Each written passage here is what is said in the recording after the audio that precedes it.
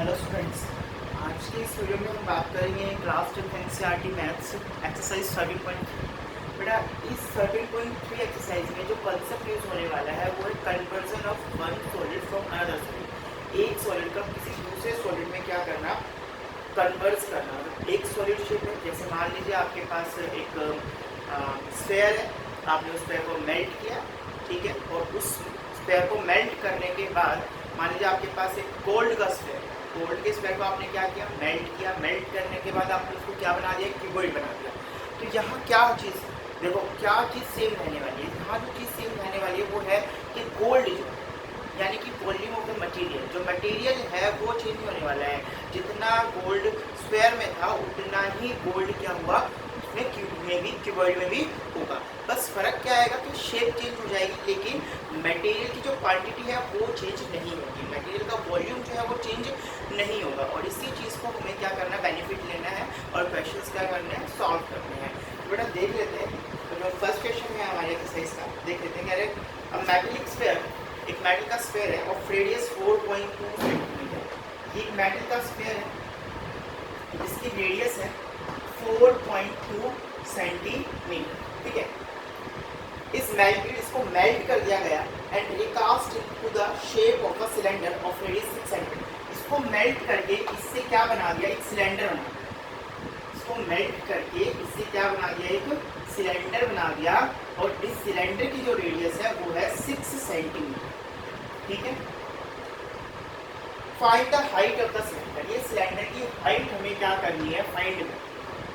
अब आप देखो, पहले क्या था, मेटल का स्फेयर था, मेटल का उसको मेल्ट किया, मेल्ट करके क्या बना दिया, सिलेंडर बना दिया। तो क्या चीज चेंज हुई, यहाँ पर मेटल चेंज नहीं हुआ। जितना मेटल इसमें था उतना ही मेटल इसमें भी है।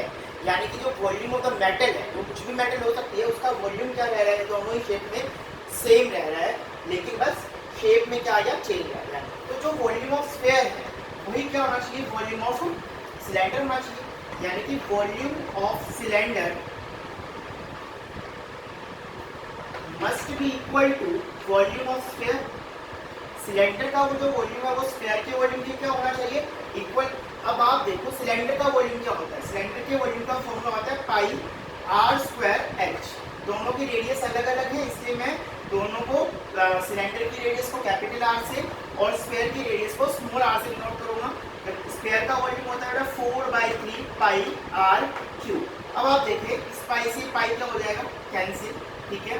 अब आप देखो R कितना है, सिलेंडर की बात करें तो R कितना है 6, तो 6 into 6 into H equals to 4/3 into radius कितनी है स्क्वायर की, दैट इज 4.2 इंटू 4.2 इंटू 4.2।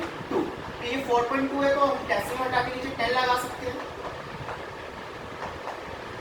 तो आपके पास ये आ गया। अब देखिए 6 1 जा 6 एंड 6 7 जा 42।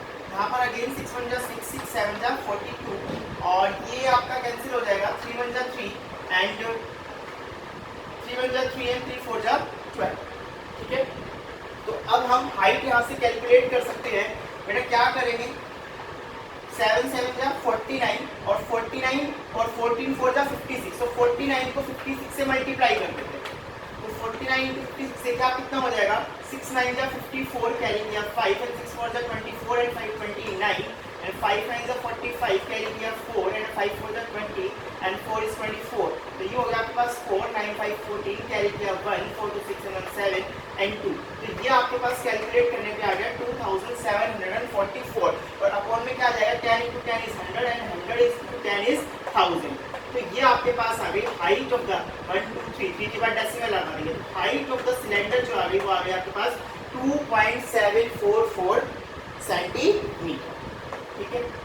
तो ये था आपका एक्सरसाइज 13.1 क्वेश्चन नंबर 1। क्या था इसमें, एक स्फेयर था, मेटल का स्फेयर था, 4.2 सेंटीमीटर रेडियस था, उसको मेल्ट किया गया, मेल्ट करके उसको एक सिलेंडर में कन्वर्ट कर दिया गया, ठीक है। उसी मटेरियल से वो सिलेंडर बना दिया गया है, ठीक है। तो यहाँ पर एक चीज़ जो ध्यान रखने वाली बात है, जो चेंज नहीं होगी वो होगी वॉल्यूम ऑफ द मटेरियल। तो जो वॉल्यूम ऑफ स्फेयर होगा वही वॉल्यूम ऑफ सिलेंडर होगा, ठीक है। दोनों का फॉर्मूला अप्लाई करेंगे, हाइट ऑफ द सिलेंडर को छोड़ करके बाकी सारी वैल्यूज हमें नॉन है, तो हम हाइट ऑफ द सिलेंडर क्या कर लेंगे, फाइंड कर लेंगे, जो 2.744 सेंटीमीटर आ जाएगी, ठीक है। तो अब देखिए क्वेश्चन नंबर सेकंड देखते हैं बेटा। क्वेश्चन नंबर सेकंड में क्या कह रहे हैं?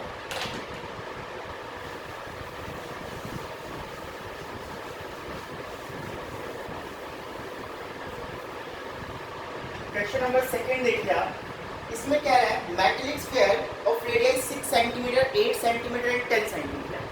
6 सेंटीमीटर, 8 सेंटीमीटर एंड 10 सेंटीमीटर, इन तीन, 6 सेंटीमीटर, 8 सेंटीमीटर और 10 सेंटीमीटर, इन तीनों तीन रेडियस के, तीन डिफरेंट रेडियस के स्फीयर्स हैं, respectively are melted to form a single solid sphere. इन तीनों को मेल्ट कर दिया है, मतलब इन इसका वॉल्यूम प्लस इसका वॉल्यूम, मतलब तीनों का जो वॉल्यूम है उससे क्या बनाया, उसको मेल्ट करके एक बड़ा स्फीयर बनाया, ठीक है, जिसकी रेडियस हम बना लेते हैं कैपिटल आर, ठीक है। अब आप इन तीन स्मॉल स्फीयर्स को मेल्ट करके इससे क्या बनाया, एक बड़ा स्फीयर बना दिया, और आपको इस बड़े स्फीयर की रेडियस फाइंड करनी है, find the radius of the resulting sphere. इन तीनों को मेल्ट करके जो नया स्फीयर बना उसकी रेडियस आपको फाइंड करनी है। तो यानी कि इसका वॉल्यूम प्लस इस स्फीयर का वॉल्यूम प्लस इस स्फीयर का वॉल्यूम, तीनों का कंबाइंड वॉल्यूम इस बड़े वाले स्फीयर के वॉल्यूम की इक्वल होने वाला है, क्योंकि इन तीनों से ही ये बड़ा वाला स्फीयर बना है। तो वॉल्यूम ऑफ स्फीयर 1, इसको स्फीयर 1, इसको स्फीयर 2, इसको स्फीयर 3, ठीक है, और ये रिजल्टिंग स्फीयर हो गया। तो रिजल्टिंग स्फीयर, तो आप देखिए volume of sphere 1 plus volume of sphere 2 plus volume of sphere 3 equal होने वाली किसके, वॉल्यूम ऑफ रिजल्टिंग स्फीयर के। या फिर हम इसको चाहे तो ऐसे लिख दें, volume of the resulting sphere क्या होगा, volume of sphere 1 plus volume of sphere 2 plus volume of sphere 3, ठीक है। अब देखो वॉल्यूम क्या होगा, 4/3 pi R cube, capital R cube, क्योंकि बड़े वाले स्फीयर की जो रिजल्टिंग स्फीयर है उसकी रेडियस जो है वो मैंने कैपिटल आर लेट कर ली है, तो उसका वॉल्यूम क्या हो जाएगा, 4/3 पाई कैपिटल आर क्यूब। आप यहाँ देखिए 4/3 पाई आर S1 है तो इसको R1 क्यूब से दिखा देते हैं, 4/3 पाई R2 क्यूब प्लस 4/3 पाई R3 क्यूब, ठीक है। स्फीयर थर्ड है तो इसकी रेडियस को मैंने R3 से दिखा दिया। अब आप देखो 4/3 pi capital R cube equals to, आप देखिए इन तीनों टर्म में से हम 4/3 पाई क्या ले सकते हैं, कॉमन ले सकते हैं, तो आपके पास यहाँ रह जाएगा R1 cube plus R2 cube plus R3 cube. अब देखिए 4/3 पाई से ये 4/3 पाई कैंसिल हो गया, ये R क्यूब हमें फाइंड करना है, R1 कितना है 6 क्यूब, तो 6 क्यूब में सीधा लिख देता हूँ 216 होगा, ठीक है। R2 कितना है 8 क्यूब कितना होगा 5/2 होगा, और R3 कितना है 10 क्यूब कितना हो जाएगा 1000 हो जाएगा। तो आप इसको कैलकुलेट करेंगे तो ये बनेगा आपके पास 1728, कितना बनेगा 1728, ठीक है। और 1728 जो होता है वो आपका किसका क्यूब होता है, अब आप फाइंड कर लें, ये 1728 जो होगा वो किसका क्यूब होगा, तो ये हो जाएगा आपके पास 12 का cube, R cube is equals to 1728 हो जाएगा 12 का क्यूब, और R कितनी हो जाएगी यहाँ से 12 सेंटीमीटर। तो आपको ये पता चल गया, तो रिजल्टिंग क्यूब स्फीयर बनेगा उसका उसकी रेडियस जो होगी वो होगी 12 सेंटीमीटर। तो ये था आपका क्वेश्चन नंबर 7, ठीक है। तीन स्फीयर थे, 6 सेंटीमीटर रेडियस का, 8 सेंटीमीटर रेडियस का और 10 सेंटीमीटर रेडियस का, इन तीनों को मेल्ट किया गया, मेल्ट करके एक नया स्फीयर बना दिया। इसका मतलब इन तीन स्मॉलर स्फीयर्स का वॉल्यूम इस रिजल्टिंग स्फीयर के वॉल्यूम के बराबर होना चाहिए। इसी कंसेप्ट को हम यहाँ पर यूज करेंगे, ठीक है। मतलब फॉर्मूला अप्लाई कर देंगे तीनों के लिए, 4/3 पाई आउट कैंसिल हो जाएगा, ठीक है। तो रिजल्टिंग क्यूब क्या रह जाएगा आपके पास, रिजल्टिंग स्फीयर की रेडियस का क्यूब क्या रह जाएगा, स्मॉलर 3 स्मॉलर स्क्वायर्स की रेडियस के क्यूब के सम के इक्वल, मतलब R1 cube plus R2 cube plus R3 cube. इस R1 R2 R3 हमें नोन है, वैल्यू रखेंगे और R की वैल्यू हम फाइंड कर लेंगे, जो कि आपके पास कितनी आ जाएगी 12 सेंटीमीटर। अब इसका क्वेश्चन नंबर 3 देख लेते हैं इसी एक्सरसाइज का। तो बेटा क्वेश्चन नंबर 3 देखो,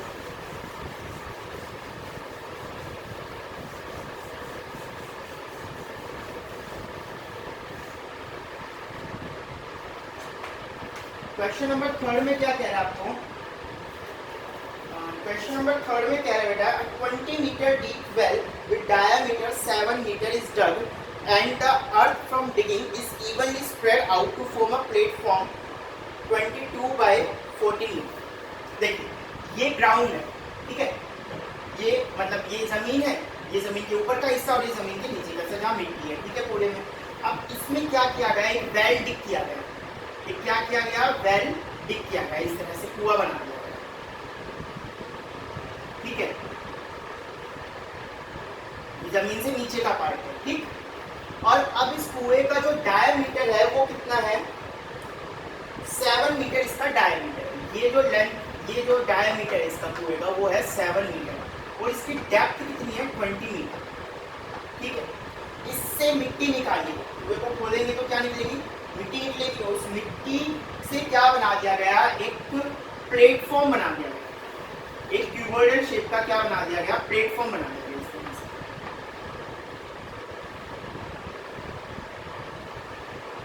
ये बन गया, ठीक है भाई। इस कुएं से जो मिट्टी निकली उसी से तो ये प्लेटफॉर्म बनाया गया। इसकी लेंथ और ब्रेथ आपको दे दी, 22 मीटर लेंथ है और 14 मीटर ब्रेथ है और हाइट आपसे इसकी पूछी गई है, ठीक है। तो इस कुएं से जो मिट्टी निकली, इस वेल से जो मिट्टी निकली उसी से ये प्लेटफॉर्म बना है। यानी कि इस जो मिट्टी निकलेगी इस कुएं से वो किसकी इक्वल होगी, उसका वॉल्यूम किसके इक्वल होगा, इस कुएं के वॉल्यूम के इक्वल होगा, क्योंकि वो इस सिलेंड्रिकल शेप में थी वो मिट्टी, उसको हमने क्या कर लिया, बाहर निकाल लिया। इसका मतलब जो मिट्टी इस कुएं से बाहर निकली उसका वॉल्यूम किसके इक्वल होगा, इस कुएं के वॉल्यूम के इक्वल, ठीक है। और अब इस क्यूबॉइड का वॉल्यूम किसके इक्वल होगा, उस मिट्टी के इक्वल, जो मिट्टी के वॉल्यूम के इक्वल जो इस कुएं से निकाली गई है, क्योंकि उस मिट्टी से ही ये क्यूबॉइड बना है।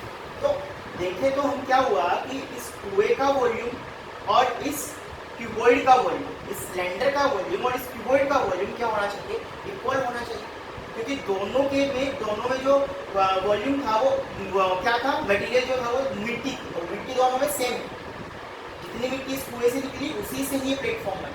तो इसी चीज़ को हम यूज़ करेंगे कि यहाँ पर क्या volume of well equals to volume of platform, ठीक है। तो अब देख लेते हैं, वॉल्यूम ऑफ प्लेटफॉर्म इससे इक्वल होगा वॉल्यूम ऑफ वेल के, ठीक है। प्लेटफॉर्म की शेप का, क्यूबॉइडल शेप का, क्यूबॉइड का वॉल्यूम क्या होता है, length into breadth into height. और वेल किस शेप का है, सिलेंडर शेप का है, तो सिलेंडर का वॉल्यूम किसके इक्वल होता है, ये होता है आपका पाई आर स्क्वायर एच के इक्वल होता है। वॉल्यूम ऑफ सिलेंडर किसके इक्वल होता है, पाई आर स्क्वायर एच। यहाँ पर दोनों की हाइट देखो अलग अलग है, तो मैं यहाँ क्या करता हूँ, सिलेंडर की हाइट को कैपिटल एस से डिनोट करता हूँ, ठीक है, ताकि कंफ्यूजन ना हो। अब देखिए एल कितना है, 22, ब्रेथ कितनी है, 14 है, हाइट सिलेंडर की हमें प्लेटफॉर्म की या फिर क्यूबॉइड की हाइट हमें क्या करनी है, फाइंड करनी है। पाई 22/7, radius of the cylinder, the radius of well कितनी होगी, डायमीटर 7 है तो रेडियस कितनी हो जाएगी, 7/2, तो 7/2 इंटू 7/2 और height of the well is 20, तो इंटू में 20। अब आप देखो 7 से ये 7 कैंसिल, यहाँ इधर 22 से 22 कैंसिल हो जाएगा, ठीक है। 7 1 7 एंड 7 2 14 एंड 2 1 2 एंड ये 2 10 20, यहाँ हो गया 2 5 10। तो h इक्वल्स टू आपके पास आ गई, ऊपर तो 5 बच गया, डिनोमिनेटर में 2 बच गया, तो h इक्वल्स टू आपके पास आ गई 2.5 मीटर। ये हो गई इस प्लेटफॉर्म की हाइट, ठीक है। फिर से देख लेते हैं, एक वेल खोदा गया, कुआं खोदा गया जिसका डायमीटर 7 मीटर था और हाइट 20 मीटर थी। उससे जो मिट्टी निकली उससे क्या बना दिया, क्यूबॉइडल शेप का प्लेटफॉर्म बना दिया, ठीक है, जिसकी लेंथ 22 थी, ब्रेथ 14 मीटर थी, हाइट फाइंड करने के लिए बोला गया था। तो दोनों वेल से जो मिट्टी निकली उसी से प्लेटफॉर्म बनाए। इसका मतलब वेल का वॉल्यूम और प्लेटफॉर्म का वॉल्यूम बराबर होना चाहिए, दोनों को हमने बराबर रख दिया। सारी वैल्यूज हमें नॉन की, सिर्फ हाइट ऑफ द प्लेटफॉर्म को छोड़ करके वो हमने क्या कर ली, फाइंड कर ली, जो कि 2.5